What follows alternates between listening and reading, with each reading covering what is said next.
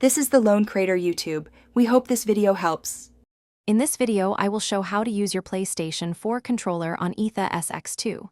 First, ensure your PlayStation 4 controller has a good charge, ideally over 75%, to prevent any disconnections. Next, activate Bluetooth on your Android device or computer. Then, hold down both the Share and PlayStation buttons on your controller until its light bar rapidly flashes white, indicating pairing mode. Finally, select Wireless Controller from your device's Bluetooth settings to connect, ensuring it shows as connected. Now, open the AetherSX2 application on your device. This is where we will integrate the controller. Once open, locate and tap the settings icon, usually represented by a gear symbol or 3 vertical dots. Within the settings menu, scroll down until you find the Controller or Input Settings option and select it. This section is dedicated to configuring your gameplay inputs.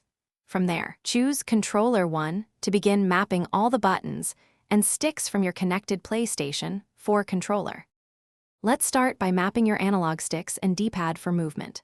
First, tap Analog Left in the AetherSX2 settings, then fully rotate your PlayStation 4 controller's left stick in a circular motion to register its full range.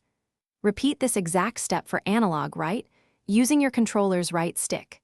Next, tap each D-pad direction, like D-pad up, and press the corresponding button on your controller. Confirm all 4 D-pad directions are correctly assigned, providing precise control.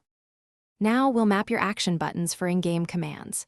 Tap each face button option like cross, circle, square, and triangle, then press the corresponding button on your PlayStation 4 controller.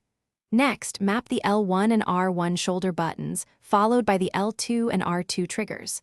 Don't forget to assign Start and Select, which are essential for game menus. Finally, if supported, consider mapping your PlayStation button to a convenient emulator function, like Quick Save or Load, for easy access. Thanks for watching. Consider subscribing if we helped you.